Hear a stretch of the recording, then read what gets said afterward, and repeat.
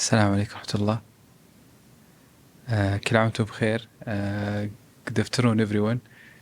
It's my pleasure today to present the subspecialty lecture about approach to diagnosis and management of secondary open-angle glaucoma.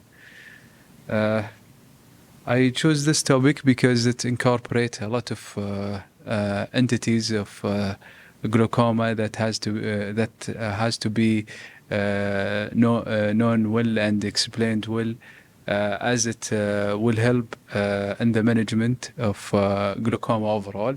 Actually, such topic usually or should be presented in a series of lecture. So today we will have I'll try to incorporate the most common types of the secondary open-angle glaucoma.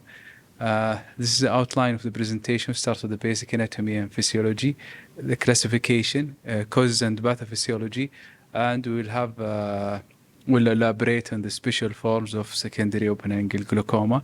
So as we know from the anatomy and physiology that the aqueous production is through the ciliary epithelium of the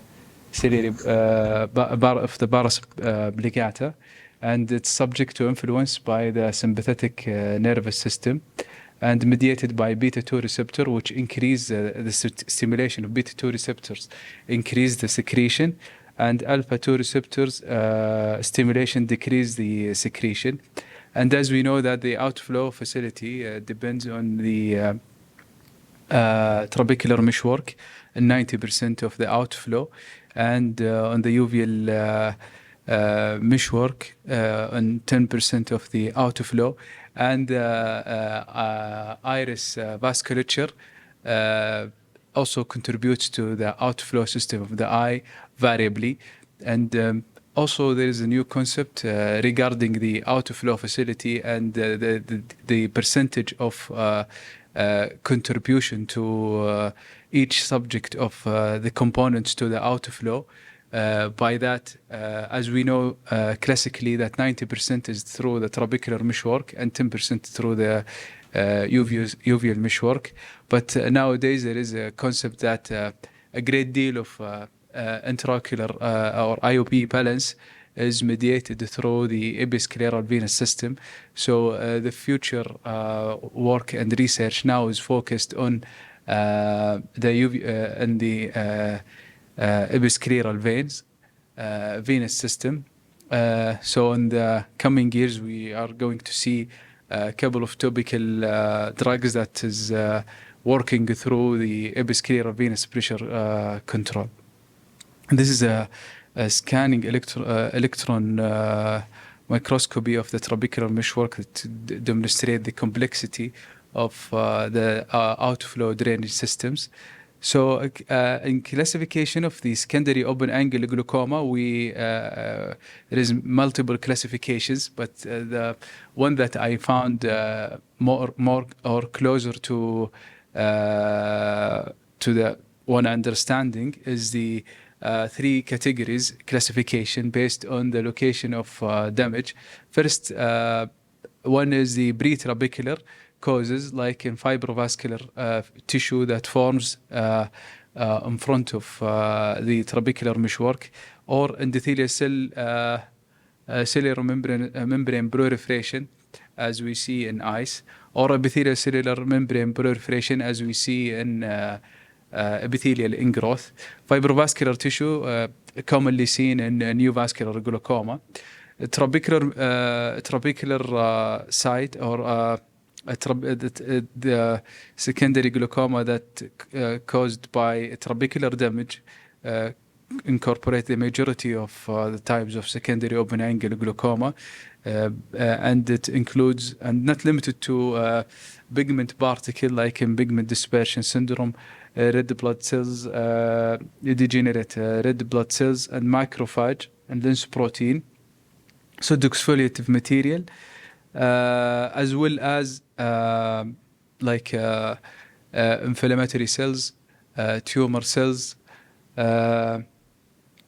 and also steroid-induced glaucoma goes into this category. Post-trabecular, which is the least common of these, but it's the most life-threatening, like carotid cavernous fistula, Storage-Weber syndrome, and the obstruction of the superior vena cava. And this photo just to highlight the area of obstruction in these classes.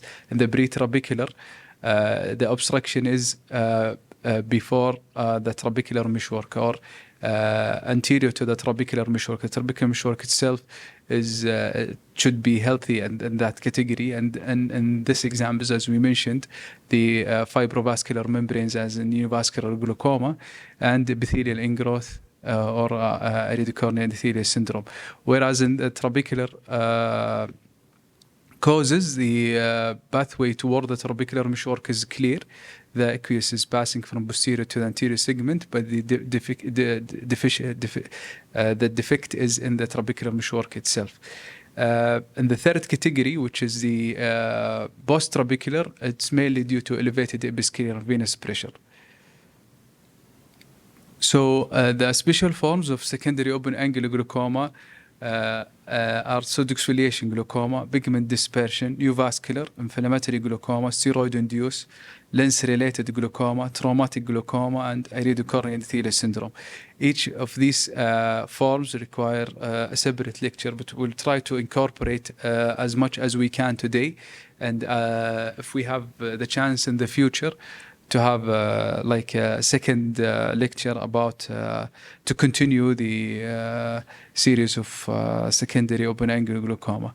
So start with pseudoexfoliation. So as we know, it's caused by gray-white fibril amyloid material from abnormal extracellular matrix metabolism that is found in ocular and other structure. It was first observed by Landenberg in 1917.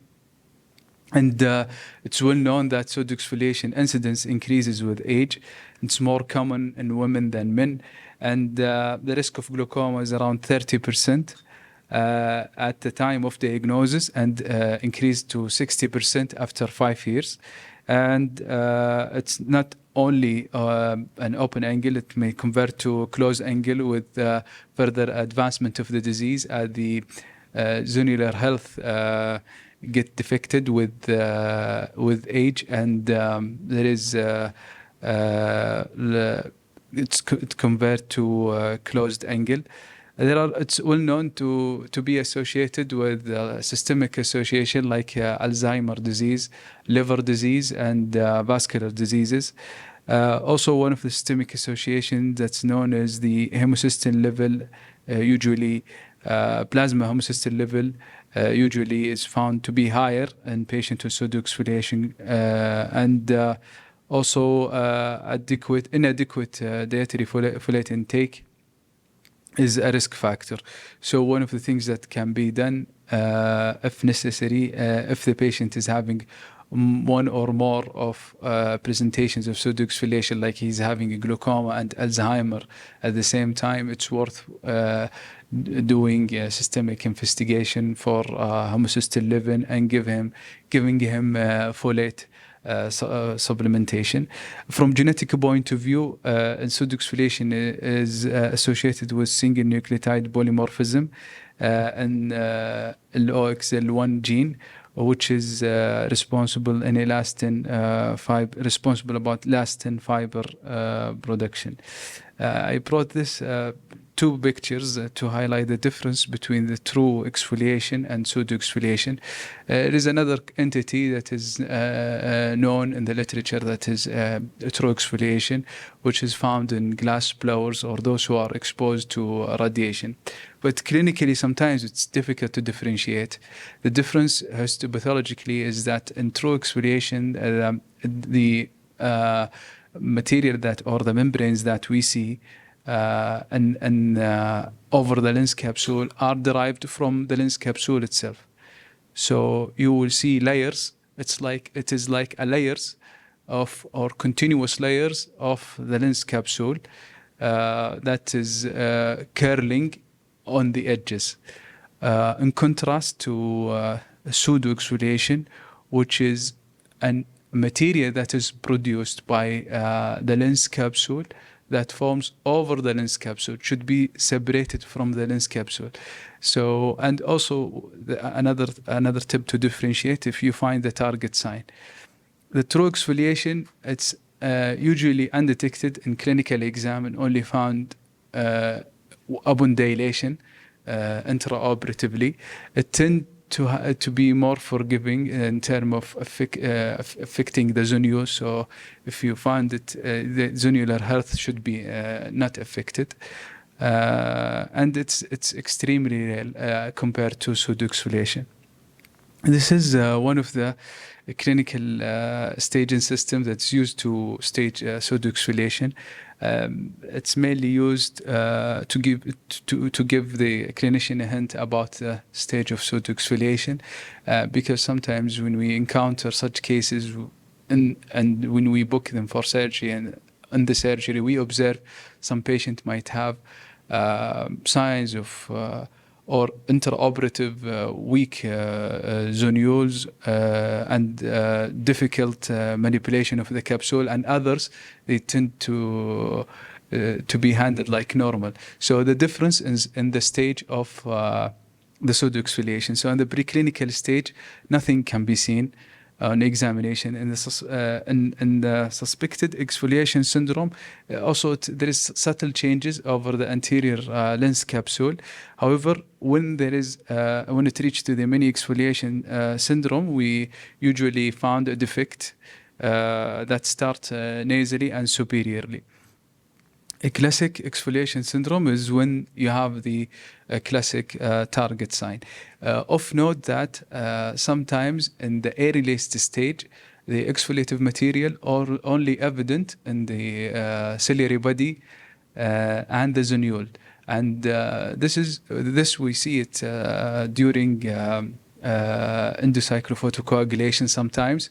You have a patient who's booked as angle closure glaucoma that's been following for years, but when you do ECB, you notice exfoliative material over the ciliary body processes, and this gives you a hint that this is pseudoexfoliation glaucoma since the beginning, and it's at early stage.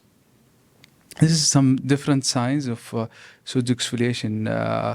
Pseudoexfoliation, as we see the prepupillary membrane formation here, the target sign in B and D, and also and see the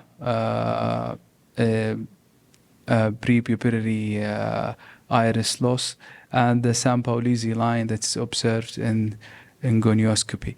So as a general rule, in patients with pseudoexfoliation, gonioscopy should be done periodically, as 9 to 18% of the patient can have occludable angle at the time of diagnosis or during the follow-up, and 14% have evidence of angular closure. So doing gonioscopy at the start is not enough, and gonioscopy should be done periodically for such patient. Medical management, it's almost similar to the medical management that we use for primary open angle glaucoma, and there's nothing peculiar in terms of medical management. For laser trabeculoplasty, it's more effective than primary open angle glaucoma, and the mean IOP reduction, according to some studies, around 30%. It has been shown that phacoemulsification alone significantly lower the IOP, and but it always gives better control, especially in advanced cases. It's combined with major glaucoma surgery, trabeculectomy or MIGS. Filtration surgery in general have similar success rate to primary open angle glaucoma. I brought this graph to conclude our talk about pseudoexfoliation glaucoma, to show the rate of progression in pseudoexfoliation glaucoma as shown in early manifest glaucoma trial compared with normal tension glaucoma and high tension glaucoma. So we see here the pseudoexfoliation glaucoma over 5 years, the rate of progression reached up to 93%. And normal tension glaucoma is around 54%, and in and high tension glaucoma is 74%. So having a diagnosis of pseudoexfoliation is not only useful in terms of management and also useful in terms of prognosis. So in cases of pseudoexfoliation, treatment should be aggressive, as the rate of progression in such patients usually is higher than the other conventional primary open-angle glaucoma. The other important entity is pigment dispersion syndrome. It was described in 1940 by Dr. Sugar, and we have two entities to talk about, which is the pigment dispersion syndrome, which can happen without glaucoma, and the pigment dispersion glaucoma, which is conversion. Usually the rate of conversion from pigment dispersion to pigment dispersion glaucoma is 30% in 15 years. It is characterized by libration of the pigment granules from the iris pigment epithelium. It's more common in young myopic males. However, there is a rare entity where pigment dispersion syndrome can be seen in old, hyperopic, dark-skinned females. So completely the opposite. But it's very rare. So it's more common in young myopic males, and there is a rare entity that is found in older hyperopic females. Also worth mentioning that there is a new disease entity that's described now, which is bilateral pigment dispersion. That's usually happening in middle-aged women, and it is usually associated with history of exposure to oral antibiotics. Usually those patients presenting with bilateral pigment dispersion, and their history usually significant either to vaccination or use of systemic antibiotics. So it's always ideal to keep such entities in mind. Also, one of the things that is to be kept in mind, pigment dispersion syndrome can be sometimes autosomal dominant in some families, and not only primary pigment dispersion syndrome is seen, secondary causes of pigment dispersion is also common, and probably more common than the pigment dispersion, the primary pigment dispersion, and can be seen in cases of trauma, intraocular tumor, rubbing of malposition IOL on the iris pigment epithelium. One of the associations in patient that's seen in patient with pigment dispersion syndrome is the steroid response. Usually patients with pigment dispersion syndrome are known to be steroid responder more than the normal population, as well as that the risk of retinal breaks is higher due to the higher incidence of myopia. And in some study, presence of retinal break was found in 10 to 12% in patients with pigment dispersion syndrome. So it's always useful to dilate those patients and examine the periphery of the retina. There is two proposed mechanisms for pigment dispersion syndrome. It's still controversial which one is the correct one, or which one is the true one that represents what actually happened in pigment dispersion. First theory is the weak iris pigment epithelium theory, which states that there is an intrinsic factors that lead to degeneration in the iris pigment epithelium, and it was first proposed by Shi in 1958. And the other theory, the mechanical theory, which is proposed by Campbell, which is mainly highlighting the presence of reverse pupillary block, as he noticed during his examination that the area of iris libration is corresponding to an area in the mid iris, in the middle of the lens. So there is an anterior pockets of lens zonule, and he suggested, Dr. Campbell, that the background bowing of the peripheral iris led to the mechanical rubbing of the lens zonules against the iris pigment epithelium with subsequent dispersion of the pigment.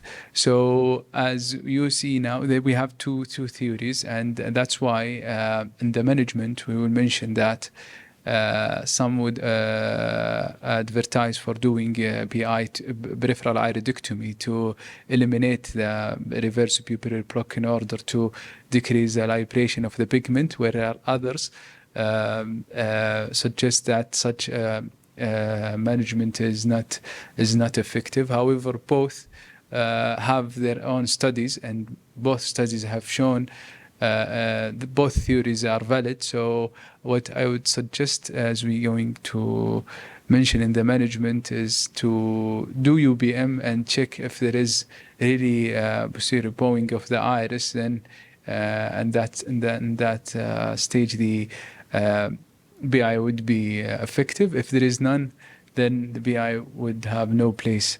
And this is just to highlight both theories, with the primary structural defect at the peripheral iris, where it leads to mechanical wrapping against pocket of zonules.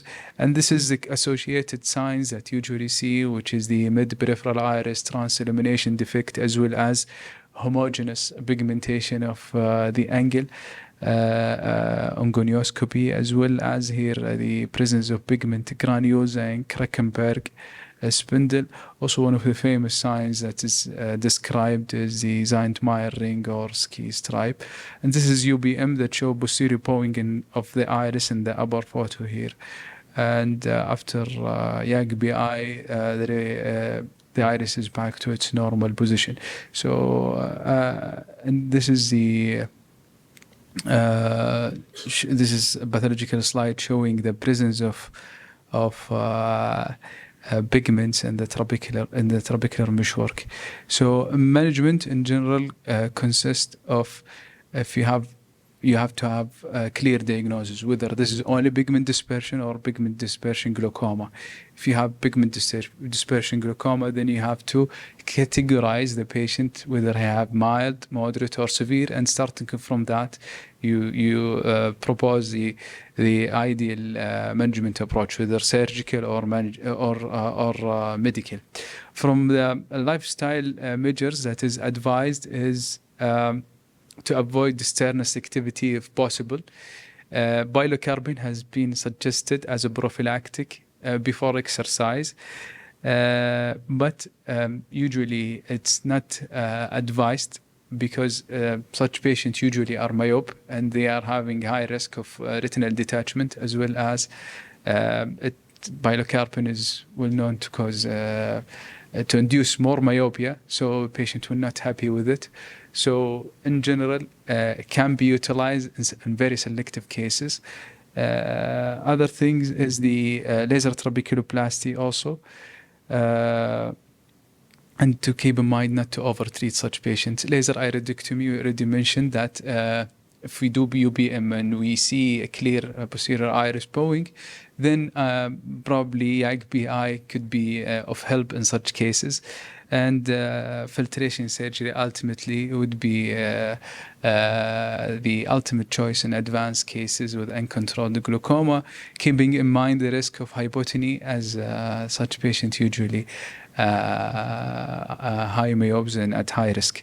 Last thing is that we are going to talk about today is steroid-induced glaucoma. I choose to talk about it as it is one of the important things to be kept in mind for all specialty, not only glaucoma. So it's described in 1950 by Dr. Jordan and McLean. And it is defined as IOP rise greater than 10 millimercury from the baseline with glucosteroid use. And the mechanism of IOP rise is secondary to the increase of outflow resistance. And the pathophysiology is due to the induction of physical and mechanical changes to the microstructure of the trabecular meshwork, inhibition of protease and the trabecular meshwork endothelial phagocytosis, and deposition of substances in the trabecular meshwork.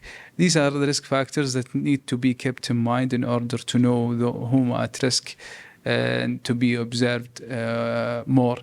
First, it's more common in patients with primary open-angle glaucoma, thus with first degree relative with primary open-angle glaucoma, patient with history of previous steroid-induced elevation, patient with type 1 diabetic, and those with at very young age, especially less than 6 years old, and we've seen it common in patients following strabismus surgery who are treated with dexamethasone or Toprodex ointments.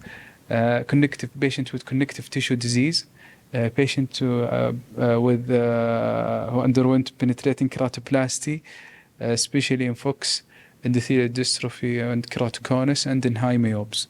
So these are the risk factors that poses a risk for steroid response. And usually the steroid response is categorized into two. Around 20% of the population, when they experience steroid or when they use a steroid, 20% of the population, they will have a rise up to 5 mercury in the IOP, whereas around 10 they will have 5 to 10. Around the 3 to 4 they will have more than that, and those who will have consequence in terms of glaucoma. It's important to consider the route and potency of steroid. It is known, the steroid response is known to happen secondary to preocular steroid, intravitreal, dermatological, systemic, and non-ocular targeted like inhaler and ointments. So all form of steroids influence and can induce steroid response. And in one of the studies in patients with renal transplant in children who are maintained on a dose of 5 to 10 milligrams of prednisolone orally over a period of 1 to 2 years, around 30% of the patients were having a steroid response varying in intensity. So steroid response is quite common with systemic steroid, but it's overlooked. When we encounter cases of steroid response, we encourage discontinuation of steroid or shifting to weaker steroid and quick tapering if the clinical situation allows. And if the IOP elevation is acute, it tends to IOP levels tend to go back to normal. But if in chronic cases, it may take months or more to go back to the normal stage.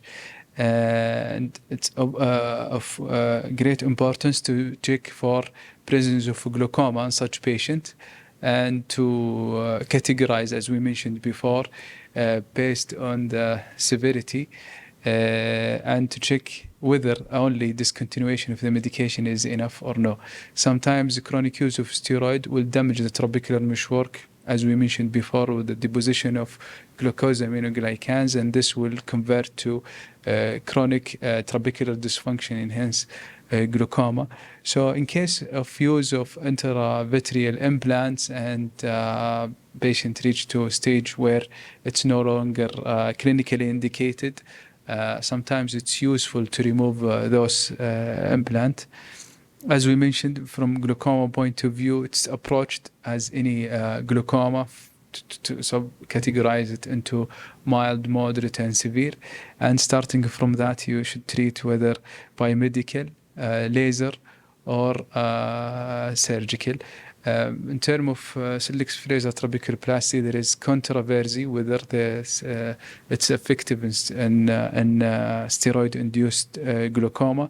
From surgical point of view, it has been advertised that goniotomy is considered to be particular, to be effective, and compared with conventional glaucoma surgery in terms of safety and efficacy.